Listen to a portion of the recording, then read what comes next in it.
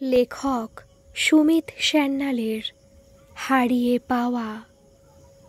যথাসম্ভব জোরে গাড়ি চালিয়ে অমলেন্দু আলিপুরদুয়ার স্টেশনে পৌঁছল। ও স্টেশন ফোন করে জেনে নিয়েছে ট্রেন ঠিক সময়ে আসছে। আজ 15 বছর পর সঞ্চারী তার সাথে দেখা করতে আসছে। সেদিন অমলেন্দু যখন মনক্ষুণ্ণ হয়ে কলকাতা ছেড়ে চলে এসেছিল, তারপর সঞ্চারী আর কোনো দিন অমলেন্দুর সাথে কোনো রকম যোগাযোগ রাখার চেষ্টা করেনি।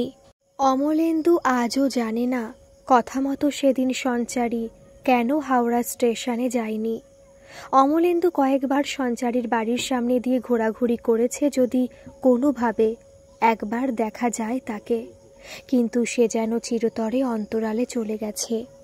সঞ্চারীকে এখন কেমন দেখতে হয়েছে সে চিনতে পারবে তো? তার স্মৃতিতে তো সে 15 বছর আগের সঞ্চারীর মুখটাই ভাসছে। মনে পড়ে কলেজের বার্ষিক উৎসবে সঞ্চারীর নাথবতী অনাথবধ কোনো বই ছাড়াই ধারাপ্রবাহ বলে যাওয়া, বা ওথেলো নাটকে দেজদিমোনার অনবদ্য অভিনয়ের কথা। অমলেন্দু দেখল ট্রেন ঢুকছে প্ল্যাটফর্মে। অমলেন্দুর বুক ধড়াস ধড়াস করছে, শ্বাস প্রশ্বাসের গতি তীব্র থেকে তীব্রতর হয়ে গেছে। অমলেন্দু জানে না তাকে কোন কম্পার্টমেন্টে পাওয়া যাবে, যদিও ট্রেনের এটাই শেষ গন্তব্য। সে তাড়াতাড়ি সব জানালায় উঁকি দিয়ে দেখছে, নেই। তাহলে কি সঞ্চারী আসলো না? কেমন আছো অমলেন্দু, চিনতে পারছো? প্ল্যাটফর্মের মুখে দাঁড়িয়ে আছে সঞ্চারী, চোখে চশমা, যদিও এই 12 বছরে তার চেহারায় বয়সের কোনো ছাপ পড়েনি। ও, আমি তোমাকে সামনের দিকে খুঁজছিলাম। অমলেন্দু সঞ্চারীর ছোট্ট সুটকেসটা তুলে নিল। তুমি না আসলেও আমি চলে যেতাম তোমার বাড়ি। আরে না না, তুমি খবর দিয়েছ, আমি কি না এসে পারি?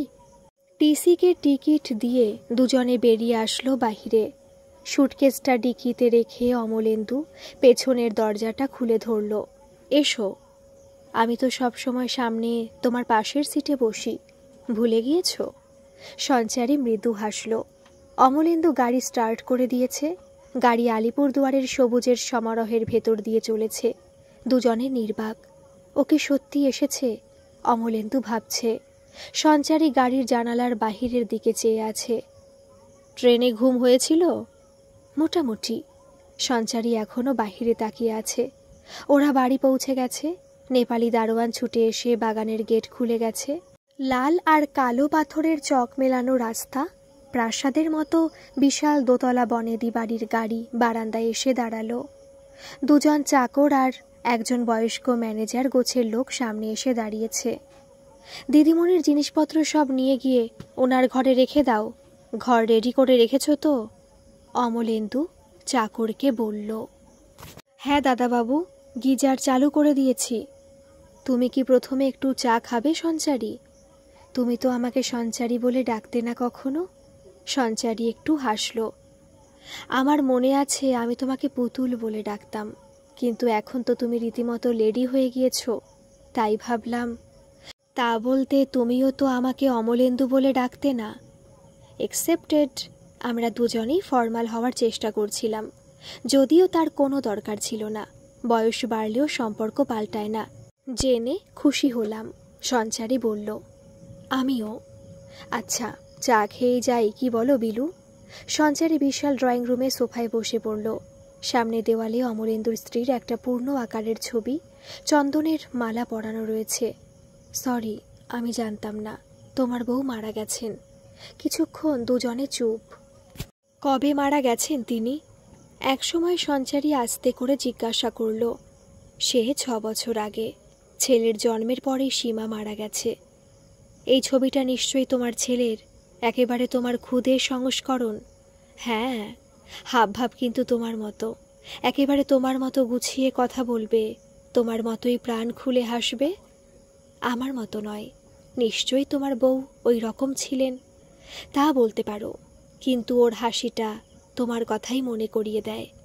অর্থাৎ আমাকে এখনো মনে পড়ে তোমার? সঞ্চারী অমলেন্দুকে গভীর দৃষ্টিতে দেখছে। প্রথম প্রেম কি কখনো ভোলা যায়? তুমি কি ভুলে যেতে পেরেছ? পারিনি বলেই তো তোমাকে খুঁজে বের করেছি, কিন্তু আমার কথা ভিন্ন। আমি তো বিয়ে করিনি। কেন? কাকু কাকিমা বিয়ের জন্য জোর দেয়নি তোমায়? হয়ে ওঠেনি। যাক, সে কথা থাক এখন। আমি স্নানটা সেরে আসি। তখনই রান্নার মাসি চা নিয়ে আসলো। চা খেতে খেতে টুকটাক দু একটা কথা বলল সঞ্চারী। অমলেন্দু লক্ষ্য করেছে সে যখনই সঞ্চারীর বাড়ির কথা কিছু জিজ্ঞাসা করছে সে এড়িয়ে যাচ্ছে কথাটা। তারপর সঞ্চারী দোতলায় তার নির্দিষ্ট ঘরের দিকে এগিয়ে গেল। সমু, যাও, দিদিমণিকে সব দেখিয়ে দাও। চাকর সঞ্চারীর পিছু পিছু চলল। বেশ কিছুক্ষণ পরে স্নান সেরে এক ঢাল কালো চুলে তোয়ালে জড়িয়ে সঞ্চারী আবার নিচে নেমে আসলো। ঘর পছন্দ হয়েছে? তোমার বাড়ি তো নয় যেন রাজপ্রাসাদ। কত বড় বড় ঘর, কত উঁচু উঁচু ছাদ, হলঘরের মতো বাথরুম। আমার তো ভূতের বাড়ির মতো লাগে। ঠাকুরদা যখন বাড়িটা তৈরি করেছিল তখন ঘর ভর্তি লোকজন ছিল, আর এখন আমি একা। ও হ্যাঁ, তোমার ছেলেকে দেখলাম না? ও দার্জিলিংয়ে থাকে হস্টেলে। ওইটুকু ছেলেকে পাঠিয়ে দিলে? কি করব, ঘরে তো কেউ নেই। আমাকে প্রায় হিল্লি দিল্লি ছুটতে হয়। ঘরে একা চাকরদের হাতে ওকে ছেড়ে যেতে দুশ্চিন্তা লেগে থাকতো। দার্জিলিংয়ে ওই স্কুলটা বেশ নামকরা, ব্যবস্থাও ভালো। তাছাড়া আমার মাসতুতো দাদা ওই স্কুলের প্রিন্সিপাল, তার কাছেই থাকে। অমলেন্দু দেখল বারান্দায় দাঁড়িয়ে সঞ্চারী চুল শোকাচ্ছে। সে দেখছে এই 15 বছরে তার রূপ লাবণ্য এক বিন্দু কমেনি। তেমনি মেদহীন এক হারা দেহ সৌষ্ঠব, এখন তাতে এক অদ্ভুত আত্মবিশ্বাসের তেজ যোগ হয়েছে। জলখাবারের টেবিলে এসে সঞ্চারীর চোখ চকচক। গরম গরম ফুলকো লুচি আর 5 ফোড়ন দিয়ে ঝালঝাল আলুর তরকারি, তার সাথে জল ভরা তালশাঁস সন্দেশ। তোমার এখনো মনে আছে এই আমার ফেভারিট জলখাবার? হ্যাঁ, মনে থাকবে না? আমার সব মনে আছে। অমলেন্দু হেসে বলল। আচ্ছা, তোমার কি প্রোগ্রাম? সে তো তুমি বলবে। আমি তোমার কাছে এসেছি, 4 দিন থাকবো, তুমি প্ল্যান করো। আচ্ছা, তবে তাই হবে। আজকের দিন এই বেলাটা একটু রেস্ট নিয়ে নাও। বিকেলে আমাদের এই ছোট্ট শহরটা ঘুরিয়ে দেখাবো। সেদিন রাতে চাকরের কাছে হেয়ার ড্রায়ার চাওয়ায় সে ওপর তলায় সঞ্চারীর পাশের ঘরটা তাকে দেখিয়ে দিয়েছিল। এই ঘরটা ছিল অমলেন্দুর শোবার ঘর। এখন এটা আর ব্যবহার হয় না। সঞ্চারী দেখল ব্যবহার না হলেও ঘরটা সাজানো গোছানো রয়েছে, যেমনটি সীমা রেখে গিয়েছিল। ড্রেসিং টেবিলের ওপর একটা সোনালি ফ্রেম সীমার ছবি, বিছানার পাশে সাইড টেবিলে স্বামী স্ত্রীর একসাথে তোলা ছবি, দেওয়ালে বিভিন্ন পোজে অজস্র ছবি, বেশিরভাগ সীমার, কিছু অমলেন্দুর সাথে। ঘরের মাঝে দাঁড়িয়ে সঞ্চারী কিছুক্ষণ সব চেয়ে চেয়ে দেখল। একসময় বেরিয়ে আসলো ঘর থেকে। তার মনের মাঝে যেন ঝড় উঠেছে। হেয়ার ড্রায়ার নিতে গিয়েছিল, সেটা ভুলেই গেছে। পরদিন দুজনে বক্সা ব্যাঘ্র সংরক্ষণ প্রকল্প দেখতে বেরিয়েছিল। আমরা বিকেলের মধ্যে ফিরতে পারবো তো? সঞ্চারী জিজ্ঞাসা করল। হ্যাঁ হ্যাঁ, বক্সা মাত্র 20 কিলোমিটার এখান থেকে। বিকেলের মধ্যে ফিরে আসব। ওখানে থাকতে চাইলে ফরেস্ট গেস্ট হাউস আছে, থাকতে চাও? না না, কি দরকার, বিকেলের মধ্যে ফিরলে ভালো। Okay ma'am. অমলেন্দু দেখছে আজ সঞ্চারীকে কেমন যেন ম্রিয়মাণ লাগছে, গম্ভীর গম্ভীর ভাব। ভাবলেও জিজ্ঞাসা করি। তারপর কি চিন্তা করে কিছু আর বলল না। ঘণ্টাখানেকের মধ্যে বক্সাতে বন দপ্তরের অফিসে পৌঁছে গেল দুজনে। ভেতরে ঢোকার জন্য পারমিট নিতে হয়। নিজের গাড়ি নিয়ে যাওয়া নিষেধ। বন দপ্তরের গাড়িতে নির্দিষ্ট পথে যেতে হয়। অমলেন্দুকে এই অঞ্চলে সবাই চেনে। সে নামকরা শিল্পপতি। জঙ্গল কাটা ও পুনরুদ্ধারের কন্ট্রাক্ট নেয়। তাছাড়া উত্তর বাংলায় বেশ কয়েকটা চা বাগানও আছে তার। সব ব্যবস্থা করে অমলেন্দু বেরিয়ে আসলো। বন দপ্তরের শক্তপোক্ত জালে ঘেরা জিপে তারা রওনা হলো। যেমন যেমন গাড়ি এগোচ্ছে জঙ্গল গভীর থেকে গভীরতর হয়ে উঠছে। চারিদিকে সবুজের সমারোহ, ছোট বড় নদী, অজস্র ঝর্ণা, নানা রঙের বর্ণফুল, অজস্র নাম না জানা পাখির কলতান। এক অদ্ভুত বর্ণ সুবাস ছেয়ে আছে বাতাসে। সঞ্চারীর মন যেন মিশে গেছে প্রকৃতির নির্মল সৌন্দর্যের সাথে। মেঘ কেটে গেছে। হঠাৎ ড্রাইভার ঘ্যাচ করে ব্রেক কষল। সঞ্চারী হুড়মুড়িয়ে পড়তে পড়তে অমলেন্দুর হাত ধরে নিজেকে সামলে নিল। আরে দেখে ভাই, ভেতরে তো মানুষ রয়েছে নাকি? অমলেন্দু অসন্তুষ্ট। সামনে হাতির দল স্যার। ওরা দেখল একপাল হাতি রাস্তা জুড়ে দাঁড়িয়ে আছে। একবার যদি ক্ষেপে গিয়ে গাড়ি আক্রমণ করে তবে ওদের মাংসপিণ্ডে রূপান্তরিত হতে সময় লাগবে না। হঠাৎ হাতির দলপতি সুর তুলে বিকট আওয়াজ করল, ও মাগো! সঞ্চারী অমলেন্দুর একটা হাত খামচে ধরেছে। শান্ত হও, শান্ত হও। অমলেন্দু হাসল। হাতির দল ধীর গতিতে রাস্তা ছেড়ে জঙ্গলের গভীরে ঢুকে গেল। ভয় পেলে সীমা ঠিক তোমার মতো আমার হাত খামচে ধরত। এই দেখো। সঞ্চারী দেখল সে বেশ জোরে অমলেন্দুর হাতটা খামচে ধরেছিল। হাতে নখের দাগ, একটু কেটেও গেছে। সরি। ভালো তো, তোমার স্মৃতিচিহ্ন হয়ে রইল। আবার গাড়ি চলেছে। দুপুরে দুজনে সুরক্ষিত বনের গেটের কাছে একটা বেশ বড় সড়ো রেস্তোরাঁতে খেতে গেল। একটু বিশ্রাম নিয়ে আবার বন বিভাগের গাড়ি দুজনকে নিয়ে জঙ্গলে ঢুকেছে। জঙ্গলে বেশ তাড়াতাড়ি সন্ধে নেমে আসে। আপনারা জানালা বন্ধ করে দিন স্যার, বিকেল হয়ে গেছে। ড্রাইভার সচেতন করে দিল। দুজনে ডবল কাচের জানালা সবে বন্ধ করেছে। হঠাৎ এক বিকট গর্জন। একটা বিশাল বাঘ ওদের গাড়িটার ওপর ঝাঁপিয়ে পড়েছে। সঞ্চারী ভয়ে জাপটে ধরেছে অমলেন্দুকে। ড্রাইভারের বন্দুকধারী সঙ্গী দুবার শূন্যে ফাঁকা গুলি চালাতেই বাঘ জিপের ছাদ থেকে লাফিয়ে জঙ্গলে অদৃশ্য হয়ে গেল। ভয় নেই, বাঘ শক্ত লোহার ছাদ ভেদ করে তোমাকে আক্রমণ করতে পারবে না। সঞ্চারী নিজেকে সামলে নিয়েছে। তা ভাই আর না, সন্ধ্যা হয়ে চলেছে। আপনি আমাদের রিসেপশন অফিসের সামনে নামিয়ে দিন। ড্রাইভার কথা মতো দুজনকে নামিয়ে দিয়ে বকশিস নিয়ে চলে গেল। এবার দুজনে বাড়ি ফেরার পথে অমলেন্দুর গাড়িতে উঠল। সঞ্চারী আবার কে যেন ভাবছে। কি হলো পুতুল, ঘাবড়ে গেছো? না, একটু চমকে গিয়েছিলাম। আমাকে যেভাবে জাপটে ধরেছিলে সীমা এভাবেই জাপটে ধরতো আমাকে। তুমিও একই রকম। ফেরার পথে আর কথা হয়নি দুজনার। সঞ্চারী জানালার বাহিরে তাকিয়ে আছে। অমলেন্দু ভাবল ও হয়তো ক্লান্ত, একটু স্ট্রেসড। রাত্রে খাবার টেবিলও বেশি কিছু কথা হয়নি। তুমি নিশ্চয়ই ক্লান্ত পুতুল, আজকে তাড়াতাড়ি শুয়ে পড়ো, কালকে আবার বেরোবো কেমন? সঞ্চারী একটু হাসল আর ধীর পায়ে সিঁড়ি বেয়ে উপরতলায় নিজের ঘরের দিকে চলে গেল। সেদিন বাথরুম থেকে বেরিয়ে অমলেন্দু ওপরের সঞ্চারীর ঘরের দিকে তাকালো। ঘরের দরজা খোলা। সমুকে দেখে বলল, দিদিমণি চা খেয়েছেন? না দাদাবাবু, দিদিমণি তো চলে গেলেন। আমাকে বললেন জরুরি কাজ আছে, একটা ভাড়ার গাড়ি এসেছিল। হ্যাঁ, চলে গেল? অমলেন্দু টেবিল থেকে গাড়ির চাবিটা তুলে নিয়ে পাজামা পাঞ্জাবি পরা অবস্থায় ঝড়ের মতো বেরিয়ে গেল গাড়ি চালিয়ে। স্টেশনে পৌঁছে দেখল হাওড়া যাওয়ার গাড়ি বেরিয়ে চলে যাচ্ছে। স্টেশনের বাহিরে এসে অমলেন্দু কিং কর্তব্য বিমূঢ়ের মতো দাঁড়িয়ে রইল কিছুক্ষণ। তারপর ক্লান্ত পায়ে গাড়িতে গিয়ে বসল। সঞ্চারী চলে গেল কেন? দাদাবাবু, দিদিমণি চিঠিটা দিয়ে গেছেন আপনাকে। সমু একটা সাদা খাম ওর হাতে দিল। অমলেন্দু ক্লান্ত পায়ে নিজের ঘরে ঢুকে গেল। দেখল নীল কাগজে মাত্র কয়েক লাইন। প্রিয় অমলেন্দু, মনে হয় তোমাকে বিল্টু বলে ডাকবার আর আমার অধিকার নেই। অনেক চেষ্টা করে তোমার সাথে যোগাযোগ করেছিলাম। ভেবেছিলাম আমি তো একা, তাই তোমার সাথে একটু কথা বলে কিছুটা সময় কাটালে আমার নিঃসঙ্গ নিস্তরঙ্গ জীবনে একটু বৈচিত্র্য আসবে। আমার ধারণাটা যে ভুল আমি তা জানতাম না। দেখলাম তোমার স্ত্রী, তোমার সীমা, তোমার অস্তিত্বে, তোমার চেতনায় জড়িয়ে রয়েছে এবং সেটাই স্বাভাবিক। আমার ওখানে কোনো স্থান নেই। আমি অনেক দূরের মানুষ। 15 বছর আগে আমাদের সম্পর্ক ছিন্ন হয়ে গেছে। আমি সেটা কখনো চাইনি। তোমার কোনো দোষ নেই, বিধাতাই সেটা ঠিক করে রেখেছিলেন।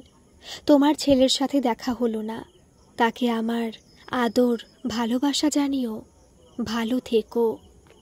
সঞ্চারী। চিঠিটা হাতে নিয়ে অমলেন্দু পাথরের মতো বসে রইল। তার দেহ মন যেন অসাড় হয়ে গেছে, সব কিছু যেন শূন্য। আপনার চা দিয়েছি দাদাবাবু, সমু এসে বলল। হ্যাঁ যাচ্ছি, চল। অমলেন্দু একটা দীর্ঘশ্বাস ছেড়ে উঠে পড়ল। সেদিন শনিবার। অমলেন্দু সঞ্চারীর পুরনো পাড়ায় এসেছে। এই পাড়ার সাথে তার অনেক দিনের পরিচয়। সঞ্চারীর পুরনো বাড়িতে গিয়ে দেখল সেখানে অন্য ভাড়াটে। সঞ্চারীদের কোনো সন্ধান তারা দিতে পারল না। রাস্তার মোড়ে জগাদার সেই চায়ের দোকানটা এখনও রয়েছে, যদিও জগাদা এখন বেশ বুড়ো হয়ে গেছে, দড়ি পাকানো চেহারা। আচ্ছা জগাদা, তুমি জানো ওই সামনে বাড়িটায় পিনাকি কাকু থাকতেন, ওরা কোথায় গিয়েছেন? জগাদা ভুরু কুচকে চোখ সরু করে অমলেন্দুকে আপাদমস্তক দেখল। আরে তুমি অমলেন্দু না? হ্যাঁ জগাদা, চিনতে পেরেছ? চিনব না? এই টকটকে রাজপুত্তরের মতো চেহারাকে ভুলতে পারি? জগাদা বলল, পিনাকি বাবুরা হঠাৎই ওই বাড়িটা ছেড়ে চলে গিয়েছিলেন। আমি দুদিনের জন্য দোকান বন্ধ করে আমার গ্রামে গিয়েছিলাম। ফিরে দেখি ওই বাড়িতে অন্য ভাড়াটে এসেছে। জগাদা এক ভাঁড় চা এগিয়ে দিল। বাহ, তোমার এই লেবু চায়ের কোনো তুলনা হয় না জগাদা। অমলেন্দু চায়ে এক চুমুক দিয়ে বলল। তখনই একটা গাড়ি ওর পাশে এসে দাঁড়ালো। আরে অমলেন্দু, তুমি এখানে? তার সমবয়সী একজন লোক গাড়ি থেকে মুখ বাড়িয়ে ডাকল। আরে প্রতাপ, হ্যাঁ একটু কাজে এসেছিলাম। তুমি কি এখন কলকাতা চলে এসেছো? আপাতত। সময় থাকলে চলো না একটু কোথাও গিয়ে বসি। প্রতাপ প্রস্তাব দিল। হ্যাঁ চলো, আমার মনে হয় তুমি আমাকে সাহায্য করতে পারবে। দুজনে সাউথ সিটি ম্যালের ফুড কোর্টে চা নিয়ে বসল। তুমি ওই পাড়ায় কি করছিলে? আসলে আমি একজনকে খুঁজছি। সে একসময় ওখানে থাকতো। দীর্ঘদিন ওরা ওখানে একটা বাড়িতে ভাড়া থাকতো। অমলেন্দু বলল। নিজের ওয়ালেট থেকে একটা পুরনো ছবি বের করে প্রতাপকে দেখালো। দেখো না, তুমি তোমার পুলিশ ডিপার্টমেন্টের রেকর্ড থেকে ঠিকানাটা একটু জোগাড় করে দিতে পারো কি না? ছবিটা বেশ পুরনো মনে হচ্ছে। কে এই মেয়েটি? সঞ্চারী। ও ছোটবেলা থেকে আমার সাথে স্কুলে, তারপর কলেজে পড়তো। ওদের পরিবারের সাথে আমার বেশ ঘনিষ্ঠ সম্পর্ক ছিল। তারপর হঠাৎ সে উবে গেল আমার জীবন থেকে। ও গার্লফ্রেন্ড? প্রতাপ ভুরু নাচিয়ে বলল। আরও কিছু ডিটেলস দিতে পারবে? হ্যাঁ, ওর বাবা পিনাকি সান্যাল পাঠ ভবনে অঙ্ক পড়াতেন হাই স্কুলের ছাত্রছাত্রীদের। মা যোগমায়া দেবী স্কুলে পড়াতেন। সঞ্চারীর এক ছোট ভাই ছিল, একটি ছোট বোন। শেষবার শুনেছিলাম সঞ্চারী কোনো এক অখ্যাত স্কুলে পার্ট টাইম এডহক শিক্ষিকার কাজ পেয়েছে। তার বছরখানেক আগে ওর মা ক্যান্সারে মারা যান হঠাৎ। তুমি কোন সঞ্চারী সান্যালের কথা বলছো আমি জানি না। আমি যে সঞ্চারী সান্যালকে জানি তিনি আইএএস, ওয়েস্ট বেঙ্গল ক্যাডারের সবথেকে কম বয়সের জয়েন্ট সেক্রেটারি। ভীষণ তেজস্বিনী, অসাধারণ ক্যালিবারের মহিলা। চিফ মিনিস্টার, গভর্নর দুজনেরই সুনজরে আছে। সল্টলেকে থাকেন। হ্যাঁ, কি বলছো? সঞ্চারী আইএএস? সে ভীষণ সপ্রতিভ শুরু থেকে ছিল, আমি জানি। স্কুলে কলেজে সব কিছুতে টপে থাকতো। ভাই, তুমি ওনার সাথে আমার পরিচয় করে দিতে পারবে? অমলেন্দু প্রতাপের দুই হাত ধরে বলল। হ্যাঁ, এমনিতেও আমার ওনার কাছে কিছু গোপন নথিপত্র পৌঁছে দেওয়ার কথা। প্রতাপ তার আইফোন বের করে কথা বলল। চলো, এখনই যেতে বললেন। দুজনে বেরিয়ে পড়ল। আগে আগে প্রতাপের গাড়ি চলল, অমলেন্দু তার পিছু পিছু। প্রতাপ সম্প্রতি পদোন্নতি পেয়ে আলিপুর দুয়ার থেকে কলকাতায় লালবাজারে পুলিশ সুপার হয়ে যোগ দিয়েছে। তার গাড়িতে পুলিশ লেখা আছে, যদিও সে বিশেষ প্রয়োজন না হলে লালবাতি ব্যবহার করে না। যেতে যেতে সে পুলিশ কন্ট্রোল রুমের সাথে যোগাযোগ রাখছে। ওদের দুটো গাড়ি বিনা বাধায় বাইপাস ধরে এগিয়ে যাচ্ছে। সল্টলেকে সঞ্চারী দেবীর ছিমছাম পাঁচিল ঘেরা সরকারি বাড়ি। প্রতাপ গেটে এসে দাঁড়াতেই একজন কনস্টেবল এসে গেট খুলে দিল। দুটো গাড়ি বাড়ির দরজার সামনে এসে দাঁড়ালো। আওয়াজ শুনে সঞ্চারী দরজা খুলে এসে দাঁড়িয়েছে। অমলেন্দু প্রায় লাফিয়ে উঠল। এই তো সঞ্চারী। দুজনের সঞ্চারীর সামনে উপস্থিত। প্রতাপ তার পদমর্যাদা অনুযায়ী সঞ্চারীকে স্যালুট করল। ম্যাডাম, এই সে নথিপত্র যা আপনি চেয়েছিলেন। প্রতাপ একটা প্যাকেট এগিয়ে দিল তার দিকে। কিন্তু সঞ্চারীর দৃষ্টি অমলেন্দুর দিকে। তুমি তুমি কি করে জানলে? প্রতাপ অবাক হয়ে দেখছে ম্যাডাম অমলেন্দুকে চেনেন। তবে উনি কি অমলেন্দুর হারিয়ে যাওয়া বান্ধবী? থ্যাংক ইউ মিস্টার সেন, আমি দেখে নিচ্ছি। তুমি ভেতরে এসো অমলেন্দু। ওকে ম্যাডাম, আমি আসি অমলেন্দু, পরে কথা বলবো। প্রতাপ মনে অনেক প্রশ্ন নিয়ে চলে গেল। এসো আমরা অফিস ঘরে গিয়ে বসি। সঞ্চারী ওকে নিয়ে চলল অমলেন্দু মোহাচ্ছনের মতো সঞ্চারীকে অনুসরণ করল। অফিস ঘরে ঢুকে সে অমলেন্দুকে একটা সোফা দেখিয়ে বসতে বলল। ঘরের দরজাটা সে বন্ধ করে দিয়ে এসেছে। তুমি আইএএস, জয়েন্ট সেক্রেটারি, এসব তো কিছুই বলনি তুমি। যেমন হঠাৎ সেদিন এসেছিলে তেমনি হঠাৎ কিছু না বলে উধাও হয়ে গেলে। অমলেন্দু প্রথমে বলল, কেন, আমার চিঠি পাওনি তুমি? হ্যাঁ পেয়েছি। সে চিঠি পেয়ে আমার কি অবস্থা হয়েছিল তুমি জানো না? আমি পাথর হয়ে গেছিলাম। আমার পুতুল আমাকে এই বুঝলো। কেন, আমি কি ভুল বুঝেছি? সে কথা থাক, চা খাবে? তার উত্তরের অপেক্ষা না করে সঞ্চারী চাপরাশিকে ডেকে চা আনতে বলল। আচ্ছা, সে কথা নাই বললাম, কিন্তু তুমি এত উন্নতি করেছ সেটা আমি ঘুণাক্ষরে জানতে পাইনি। আসলে আমি নিজেকে গুটিয়ে নিয়েছি। নিজের কাজ নিয়ে থাকি, ছেলেকে নিয়ে থাকি, আর কোনো কিছুর খবর রাখিনি। নিঃসঙ্গ নিস্তরঙ্গ জীবন তো আমার। উত্তরবঙ্গে ছোট্ট শহরে থাকি, সারা দুনিয়া থেকে বিচ্ছিন্ন। অমলেন্দু একটা দীর্ঘশ্বাস ছাড়ল। আমিও কি এইসব ভেবেছিলাম নাকি? পড়াশোনা নিয়ে থাকতে ভালোবাসতাম। ভেবেছিলাম বিএসসির পর এমএসসি পড়ব, তারপর পিএইচডি করব ফিজিক্স নিয়ে। তুমি তো আছো, থাকবে। বাবা মা নামে স্কুলে পড়ান। আমাদের অবস্থা সচ্ছল না হলেও অভাব ছিল না। তোমার মনে আছে সেকেন্ড ইয়ারে তুমি একদিন দুম করে আমাকে প্রপোজ করেছিলে? আমি ভাবলাম তুমি মজা করছো, হেসে উড়িয়ে দিয়েছিলাম। আমি কি জানতাম নিয়তি আমার অলক্ষ্যে আমাকে নিয়ে হাসছে। সঞ্চারী ক্ষণিকের জন্য থামল। অমলেন্দু মাথা নিচু করে বসে আছে। আগে আমি ভাবতাম মা বাবা তো আছে। বাবা পাঠভবনের নামকরা অঙ্কের শিক্ষক। দিন রাত লোকে তাকে তাড়া করে বেড়ায় তাদের ছেলে মেয়েদের অঙ্কে তৈরি করে দেবার জন্য। মাহিনা থেকে কোচিংয়ে আয় বেশি হয় বাবার। আমি ভাবতাম আমাদের 3 ভাই বোনকে বাবা একাই প্রতিষ্ঠিত করে দিতে পারবেন। তারপর মা হঠাৎ মারা গেলেন। সেই সময়টা তুমি যেভাবে আমাদের সাথে দাঁড়িয়েছিলে, আমি মেনে নিয়েছিলাম তুমি চিরকাল আমার কাছে, আমার সাথে থাকবে। মা ওইভাবে মারা যাওয়ায় বাবা ভেঙে পড়েছিলেন তুমি জানো। বাবার কোচিং বন্ধ হয়ে যায়, কোনো রকমে স্কুলে যান। তখন আমি বাবাকে সাহায্য করবার জন্য মরিয়া হয়ে পড়েছিলাম, সেটাও তুমি জানো। এই সময় একদিন জেঠু হঠাৎ একাই আমাদের বাড়িতে এসেছিলেন। সেটা বোধহয় তুমি জানতে না। আগে তোমার মা বাবা তোমার সাথে একবার আমাদের বাড়িতে এসেছেন তোমার সাথে। বাবা অবাক।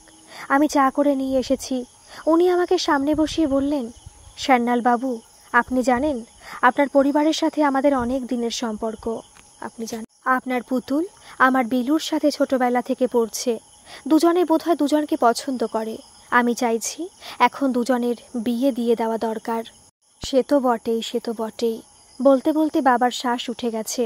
কয়েকদিন থেকে বাবার হাঁপানির কষ্টটা অনেক বেড়ে গেছে। জেঠু বাবাকে ছাড়বেন না। আমি তখন বলেছিলাম, বাবার শরীরটা ভালো যাচ্ছে না জেঠু, এখন আমি বিয়ের কথা ভাবতেও পারি না। আমি বিলুকে পছন্দ করি, মনে হয় সেও আমাকে পছন্দ করে, কিন্তু আমি এখন বিয়ে করতে পারবো না। আমার ছোট ছোট ভাই বোন আছে, আমাকে তাদের দেখতে হবে। আমি চাকরির চেষ্টা করছি, একটা ছোটোখাটো চাকরি পেয়েছি। জেঠু বললেন, তোমার চাকরি করার কি দরকার? আমার বাড়িতে কোনো অভাব নেই, তুমি সংসার করবে। এখানে তোমার বাবাকে মাসে মাসে কিছু টাকা না হয় পাঠিয়ে দেবে তুমি। আমার টাকার কোনো অভাব নেই। শুনে বাবার শরীর আরও খারাপ হয়ে গিয়েছিল। আমি বলতে বাধ্য হয়েছিলাম, আমি এখন বিয়ে করতে পারবো না জেঠু, আমায় মাফ করবেন। বাবা ভীষণভাবে কাশছে। জেঠু বললেন, তবে তুমি আমার ছেলেকে ছেড়ে দাও। তুমি জানো আগামীকাল বিলু আলিপুরদুয়ার যাচ্ছে, তুমি স্টেশনে যাবে না। এখানে ইতি হয়ে যাক। জেঠু যেমন হঠাৎ এসেছিলেন তেমনই হঠাৎ চলে গেলেন। অমলেন্দু স্তব্ধ হয়ে সঞ্চারীর দিকে চেয়ে আছে। তাও পরদিন বাবা আমাকে স্টেশনে যেতে বলেছিলেন, আমি যেতে পারিনি। আর আমাকে বাবা বলেছিলেন তিনি তোমার বাড়িতে তার ছেলের জন্য তোমার বাবার কাছে ভিক্ষে করতে গিয়েছিলেন। তুমি প্রত্যাখ্যান করেছিলে, তাই তুমি স্টেশনে আমার সাথে দেখা করতে আসোনি। আমার কাছে কোনো কিছুর প্রমাণ নেই। আমার বাবাও বেঁচে নেই, তোমার বাবাও বেঁচে নেই যে প্রশ্ন করবে। কয়েকদিন পরে আমাদের বাড়িওয়ালা এসে ভাড়া বাড়াবার নোটিশ বাবার হাতে দিয়ে গেল। প্রায় 2 গুণ ভাড়া সে চেয়ে বসলো। প্রায় দিন এসে সে তার লোক নিয়ে চেঁচামেচি করে। বাড়িওয়ালা বাবা মাকে এত শ্রদ্ধা করত, তার হঠাৎ কি হলো? বাবা আরও বেশি অসুস্থ হয়ে পড়ছিলেন। হঠাৎই আমরা বাঘা যতীনে একটা সস্তা ভাড়া বাড়ি পেয়ে গেলাম। চলে যেতে বাধ্য হয়েছিলাম আমরা। তুমি চলে গেলে, আমার চোখের সামনে অন্ধকার হয়ে গিয়েছিল। সঞ্চারীর দু চোখ বেয়ে অশ্রুধারা ঝরে পড়েছে। তুমি সেদিন কাউকে কিছু না বলে চলে আসলে। আমারও ওই একই অবস্থা হয়েছিল। ভাবলাম আমি কি এমন অন্যায় করেছি যে পুতুল আমাকে না জানিয়ে চলে গেল। তুমি আমাদের ঘরে ওই সব ছবিগুলো দেখেছো নিশ্চয়ই। সীমা সেগুলো সাজিয়েছিল। আমি পাল্টাই বাবা বলেছিলেন, রেখে দাও ওই ঘরটা ওই রকমভাবে, অন্য ঘর ব্যবহার করো, এমনিতে বন্ধই থাকে। সেদিনই সমু পরিষ্কার করবার জন্য খুলেছিল। নিচের ড্রয়িং রুমে সীমার ওই ছবিটা বাবাই লাগিয়েছিলেন। অবশ্য ছেলে যখন ছুটিতে আসে সরিয়ে দেওয়া হয় তখন। ওই স্কুলে দেখেছে কেউ মরে গেলে তখন তার ছবিতে মালা দেওয়া হয়। ওর মা তো ঠাকুরের বাড়ি গেছে, একদিন ফিরে আসবে। অমলেন্দু একবার চোখ তুলে সঞ্চারীর দিকে তাকালো। সে হাতের চেটোর ওপর চিবুক রেখে ভাবছে, আমার মুখে বারে বারে সীমার নাম শুনেছ, তাই তো আহত হয়েছ। ভেবে দেখো, আমি ওকে বিয়ে করেছিলাম, কারণ যাই থাক সেটা কি আমি অস্বীকার করতে পারি? সে তোমার মতো সুন্দরী, স্মার্ট, তেজস্বিনী ছিল না। অতি সাধারণ, নিপাট, ঘরোয়া একটি মেয়ে। তার স্বামী আর তার ঘর নিয়েই তার জীবন। কেউ ছিল না তার, তবে সুখ সইল না তার। ছেলেকে জন্ম দিতে গিয়ে মারা গেল। শুধু 1 বছর ঘর করেছিল আমার। সেই শোকেই মা মারা গেলেন। বাবাও অবসাদ, অনুশোচনায় বিছানা নিলেন। সব সময় কপাল চাপড়ে বলতেন, সব দোষ আমার। আমি ওই মেয়েটির মনে দুঃখ দিয়েছি, নির্দয়, নির্মম, অমানুষের মতো ব্যবহার করেছি। তার শাস্তি আমার পরিবার পাচ্ছে। আমার অপকর্মের শাস্তি আমার ছেলে, আমার বউ পাবে কেন? তখন আমি বুঝিনি। ভাবতাম ডিপ্রেশনে বাবা উল্টোপাল্টা বকছে। আজ বুঝছি বাবা তোমার কথা বলছিলেন। অমলেন্দু মুখ তুলল, তার চোখ দুটি টলটল করছে। আমি তোমাকে কখনো দোষ দিইনি বিলু, সব পরিস্থিতির দোষ। কিভাবে তোমাদের বিয়েটা হয়েছিল আমি জানি না, কিন্তু আমি চেয়েছিলাম তুমি যেখানেই থাকো সুখে থাকো। তুমি কি আমার সুখ দেখতে পাচ্ছ পুতুল? সেদিন যখন জানলাম তুমি চলে গিয়েছো, আমি রাতের কাপড়েই পাগলের মতো ছুটেছিলাম স্টেশনে। গিয়ে দেখি হাওড়া ট্রেন বেরিয়ে যাচ্ছে স্টেশন ছেড়ে। মাথাটা ঘুরে গিয়েছিল আমার। আমি যেন সব কিছু হারিয়ে ফেলেছি। পরে জেনেছি তুমি গাড়ি নিয়ে বাগডোগরা চলে গিয়েছিলে। আজকে সকালে তোমাদের পুরনো পাড়ায় গিয়েছিলাম। জগাদার চায়ের দোকানে তোমাদের খবর নিচ্ছিলাম। তখনই হঠাৎ প্রতাপের সাথে দেখা। তার কাছে জানলাম তুমি আইএস পাশ করেছো, সব থেকে অল্প বয়সী জয়েন্ট সেক্রেটারি। আমি তো অবাক। তোমার কঠিন সময়ে আমি তোমার পাশ থেকে সরে গেছি। ভালোবাসা তো দূরের কথা, বন্ধুত্বের কর্তব্য পালন করিনি, কিন্তু তুমি একা লড়ে গিয়েছো। অমলেন্দু বেদনাময় কণ্ঠে বলল। আমি তো বললাম আমি কাউকে দোষ দিই না। সেদিন জেঠু চলে যেতে বাবার শরীর ভীষণ খারাপ হয়ে গিয়েছিল। ডাক্তার ডাকতে হয়েছিল। সে যাত্রা বাবা রক্ষে পেয়েছিলেন। আমি কাজের জন্য উঠে পড়ে লেগেছিলাম। ঠাকুরের দয়ায় পেয়েও গেলাম একটা স্কুলে ভালো চাকরি। একদিন বাবার বন্ধু অনিমেষ কাকু এসেছিলেন বাবার সাথে দেখা করতে। বাবা তার কাছে আফসোস করছিলেন যে আমার মেয়ে বিএসসিতে ইউনিভার্সিটিতে দ্বিতীয় হয়েও আগে পড়াশোনা করতে পারল না বাবার শরীরের জন্য। কাকু বললেন, একটা পথ বন্ধ হয়তো অন্য পথ তো পাওয়া যাবে। ওকে বলুন সিভিল সার্ভিসেস চেষ্টা করতে, ওর বুদ্ধি আছে, পেয়েও তো যেতে পারে। কাকুর ওই কথাটা আমার মনে ধরল। শুরু করে দিলাম চেষ্টা। প্রিলিমিনারি পরীক্ষা দিলাম, প্রথম চেষ্টায় পাশ করে গেলাম। 1 বছর পরে মেন পরীক্ষা দিলাম, তাতেও পাশ করে গেলাম। সারা দেশে 83 নম্বর র্যাঙ্ক হলো। ইন্টারভিউটা বেশ শক্ত হয়। আমার ভয় ছিল এখানে এসে আটকে না যাই। বাবা বললেন, মনে করবি এটা তোর চ্যালেঞ্জ, একেবারে নির্ভীক জবাব দিবি। ব্যাস, আমি মাথা উঁচু করে ইন্টারভিউ বোর্ডের চোখে চোখ রেখে একের পর এক জবাব দিয়ে গেলাম। হয়ে গেল। তারপর যেখানে আমার পোস্টিং হয়েছে আমি মাথা উঁচু করে কাজ করে গিয়েছি। বাবা সুখের দিন তেমন দেখে যেতে পারেননি। 2 বছর পরেই মারা যান। তখন ছোট বোন শিল্পী বিএসসি ফাইনালে, ভাই 12 ক্লাসে জয়েন্ট দিয়েছে। বাহ, তুমি সব রকম প্রতিকূল পরিস্থিতির সাথে একা লড়ে গিয়েছো। আর আমাকে তো কিছুই করতে হয়নি। বাপ ঠাকুরদার সম্পত্তি, বিজনেস উত্তরাধিকার সূত্রে পেয়েছি, সেটাও মন দিয়ে করি না। আর এখন তো আমার ইচ্ছে করে সব কিছু বিক্রি বাটা করে বেরিয়ে পড়ি যেখানে 2 চোখ যায়। নিহাত ছেলেটার মুখ চেয়ে বেঁচে আছি। আমার জীবনটাই অভিশপ্ত পুতুল। আমি কাউকে সুখ দিতে পারিনি, কাউকে শান্তিতে থাকতে দিইনি আমি। অমলেন্দু বলল, না বিলু, সবই পরিস্থিতির খেলা। তুমি মা বাবার একমাত্র সন্তান। যদি আমার মতো তোমার ভাই বোন থাকতো তবে দেখতে তাদের সাথেই তুমি এগিয়ে যেতে পারতে। খেলাধুলা, হাসি ঠাট্টা, ঝগড়া এই সব নিয়ে মেতে থাকতে পারতে। সেই জন্যই আমার তোমাদের বাড়িতে এত ভালো লাগতো। তোমার মায়ের মধ্যে আমি আমার মাকে দেখতে পারতাম।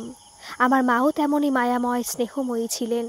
বাবা আমাকে তোমার বিরুদ্ধে অনেক কিছু বলে সেদিন নিয়ে গিয়েছিলেন, কিন্তু আমি মানতে পারিনি। আবার ফিরে এসেছি, কিন্তু তোমরা হারিয়ে গিয়েছ। তোমাদের বাড়ি নতুন ভাড়াটে তো আমাকে এমন খেদিয়ে দিল যেন আমি চোর ছ্যাচোর। তারপরেও আমি যখনই কলকাতায় এসেছি কাজে, বারে বারে ঘুরে গেছি ওই পাড়ায়। যদি তোমার কোনো সন্ধান মেলে, আজও হয়তো পেতাম না, যদি দৈবাত প্রতাপের সাথে দেখা না হতো। সেদিন বাবা আমাকে নিয়ে আলিপুর দুয়ার চলে গেলেন। আমি বাবার ব্যবসায় মন দিলাম। বাবা অনেক মেয়ে খুঁজে নিয়ে এসেছেন বিয়ের জন্য, আমি কাটিয়ে দিয়েছি। শেষে ঘটনাক্রমে হঠাৎ সীমার সাথে আমার বিয়ে হয়ে গেল। মা সীমার মাকে মৃত্যুশয্যায় কথা দিয়েছিলেন নিজের ছেলের সাথে ওর মেয়ের বিয়ে দেবেন। বিয়ের আগেই ওকে ঘরে নিয়ে এসেছিলেন মা। ওর তো ঘরদোর কিছু ছিল না, বাবা আগেই মারা গেছেন। মা স্কুলে কাজ করতেন, সে বিয়েও টিকল কোথায়, 1 বছরের মধ্যে তো শেষ হয়ে গেল। দুজনে চুপ, মাথা নিচু করে বসে রইল অনেকক্ষণ। সেদিন বিকেল পর্যন্ত অমলেন্দু সঞ্চারীর বাড়িতেই ছিল। দুজনে একসাথে খাওয়া দাওয়া করেছে। সেদিনের পরে দুজনের যোগসূত্র আবার স্থাপন হয়েছে। প্রায়ই দেখা হয় দুজনের। দার্জিলিংয়ে অমলেন্দু ছেলের স্কুলে নিয়ম হচ্ছে প্রতি শনিবার ছেলে মেয়েদের মা বাবা তাদের সন্তানদের সাথে দেখা করতে পারে। অমলেন্দু প্রতি শনিবার ভোরে ফ্লাইট ধরে বাগডোগরা চলে যায়। সেখান থেকে সারা দিন ছেলের সাথে কাটিয়ে পরদিন সকালে কলকাতা ফিরে আসে। সেদিন সঞ্চারী সল্টলেক সিটি সেন্টারের ফুড কোর্টে অমলেন্দুর অপেক্ষায় বসে রয়েছে। সাধারণত দুজনেই সময়ের দিক থেকে ভীষণ সচেতন। কয়েক মিনিট আগে আসতে পারে, দেরিতে নয়। তখনই অমলেন্দুকে আসতে দেখে তার মুখ উদ্ভাসিত হয়ে উঠল। সঞ্চারী উঠে দাঁড়িয়ে হাত নাড়তে আরম্ভ করল, কিন্তু আজ অমলেন্দুকে নিস্তেজ দেখাচ্ছে। ক্লান্ত পায়ে এগিয়ে আসছে, চোখ ছলছল, মুখ মলিন। কি হলো বিলু, শরীর খারাপ? জ্বর টর হয়নি তো? সঞ্চারী ওর কপাল স্পর্শ করে দেখল। জ্বর তো নেই মনে হচ্ছে। আমি ঠিকই আছি পুতুল। অমলেন্দু সঞ্চারীর দিকে চোখ তুলল। গতকাল তোমার বুবাইয়ের সাথে দেখা করতে দার্জিলিং যাওয়ার কথা ছিল, বুবাই ভালো আছে তো? সঞ্চারী চায়ের কাপ এগিয়ে দিয়ে চিন্তিত স্বরে বলল, বুবাই ঠিক আছে। অমলেন্দু চায়ে চুমুক দিল। সে নিজেকে যেন গুছিয়ে নেওয়ার চেষ্টা করছে। কালকে আমাকে দেখেই বুবাই বলল, মা, ঠাকুরের বাড়ি থেকে আসছে না কেন বাবা? সবার মা বাবা দুজনে আসে সব সময়, আমার সাথে দেখা করতে খালি তুমি আসো। ঠাকুরের কি একটু মায়া দয়া নেই? আমার তো মাকে বেশি দরকার, ঠাকুর কি বোঝে না?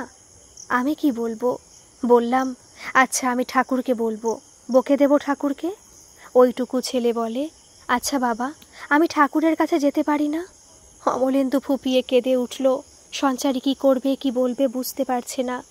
ও উঠে গিয়ে অমলেন্দুর কাঁধে হাত দিয়ে পিঠে হাত বুলিয়ে ওকে সান্ত্বনা দেওয়ার চেষ্টা করল। সরি। হাতের পিঠ দিয়ে চোখ মুছতে মুছতে অমলেন্দু নিজেকে সামলাবার চেষ্টা করছে। আচ্ছা বিলু, এই মাসটা শেষ হলেই তো বুবাইয়ের স্কুলে গরমে ছুটি পড়ে যাবে না? হ্যাঁ, এপ্রিলের 30 তারিখে বুবাইকে গিয়ে নিয়ে আসতে হবে। আমাকে তোমার সাথে নিয়ে যাবে একবার? সঞ্চারী বলল। অমলেন্দু বিস্ময়ে ওর দিকে তাকালো। এবার থেকে বুবাই তার মায়ের কাছে থাকবে।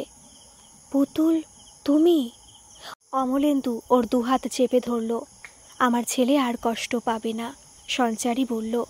অমলেন্দু আর নিজেকে সংবরণ করতে পারল না, প্রকাশ্যে জড়িয়ে ধরল সঞ্চারীকে। সেদিন রাতে অমলেন্দু সঞ্চারীর বাংলোতে ছিল। সকালে 6:45-এর ফ্লাইট ধরতে হবে, 5টায় দমদম এয়ারপোর্টে পৌঁছতে হবে। যোধপুর পার্কের অমলেন্দুর বাড়ি থেকে সেটা বেশ দূর। সেই রাতটা দুজনে বসে বসে গল্প করেই কাটিয়ে দিয়েছে। দুজনের চোখে আগামী জীবনের স্বপ্ন। দিগন্তে রাঙা আলোর আভা ছড়িয়ে পড়েছে। 4:30-র সময় এয়ারপোর্টের জন্য রওনা হয়ে গেল দুজনে বাগডোগরা থেকে গাড়ি নিয়ে রওনা দিল দার্জিলিং অভিমুখে। প্রায় 3 ঘন্টার পথ। অমলেন্দু মুগ্ধ নয়নে চেয়ে আছে সঞ্চারীর দিকে। সে তাকে বিপদের দিনে ছেড়ে চলে গিয়েছিল, আর আজ এই মহিষী নারী চলেছে তার সন্তানকে বুকে তুলে নিতে। সেদিন বাবার সাথে সঞ্চারীকে দেখে বুবাই আনন্দে ছুটে আসলো। মা, তুমি চলে এসেছো ভগবানের বাড়ি থেকে? আমি খুব রাগ করেছি ঠাকুরের ওপর, আমার আরই ভগবানের সাথে। আচ্ছা মা, তুমি আর কোনোদিন যাবে না তো বুবাইকে ছেড়ে? ছোট্ট বালক মায়ের গলা জড়িয়ে ধরে বলল। না বাবা, মা কখনো কোথাও যাবে না। আমরা সবাই মিলে একসাথে থাকব। সঞ্চারী বুবাইকে কোলে তুলে নিল আর চুমুতে চুমুতে তার মুখ ভরিয়ে দিল। তার দু চোখে আজ প্লাবন এসেছে, কিন্তু এটা আনন্দাশ্রু। অমলেন্দু নীরবে পাশে দাঁড়িয়ে, তার দু চোখে অশ্রুধারা। আজ বুবাইয়ের মা বাবা তাদের সন্তানকে নিয়ে ফিরে যাচ্ছে তাদের হারিয়ে পাওয়া সুখ নিরে। গল্পটি যদি ভালো লাগে তাহলে প্লিজ একটা সাবস্ক্রাইব করে আমার পাশে থাকবেন, আর কেমন লাগলো একটা কমেন্ট করে জানাবেন। ধন্যবাদ।